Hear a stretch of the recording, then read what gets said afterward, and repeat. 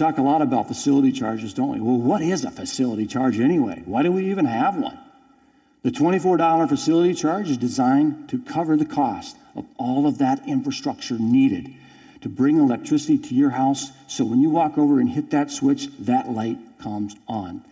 Let's take a look at how that power flows to your home.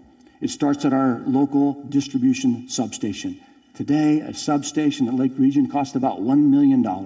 From that substation, the power lines carry it to your area. 1 mile of power line today, the poles and wires, costs anywhere from $50,000 to $80,000 per mile, depending on what type of construction that power line is, whether it's a single phase or a 3-phase. It takes bucket trucks. Today, bucket truck costs about $200,000. It takes a transformer. A pole-mounted transformer is about $900 install. It takes a meter. And to install a meter today costs about $200.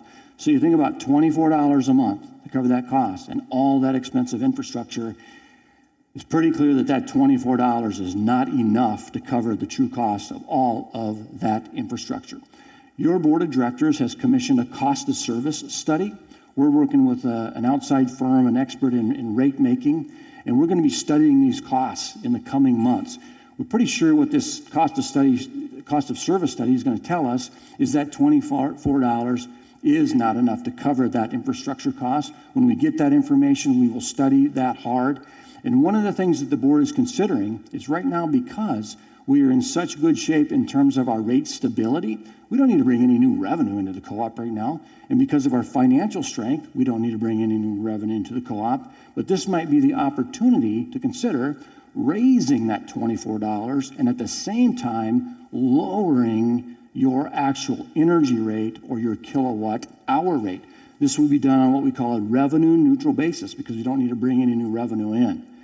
So how would that affect us as individual consumers?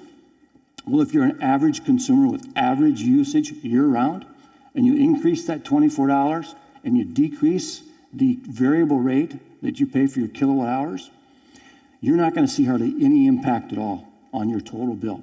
Now, if you're a small user, if you increase the $24 and decrease the energy rate, you're going to see a slight net increase.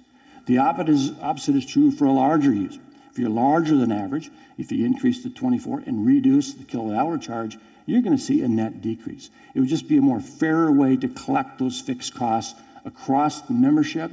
Your board's going to be studying this hard in the coming months. We're talking about it a lot in our newsletter. Please stay tuned on that topic.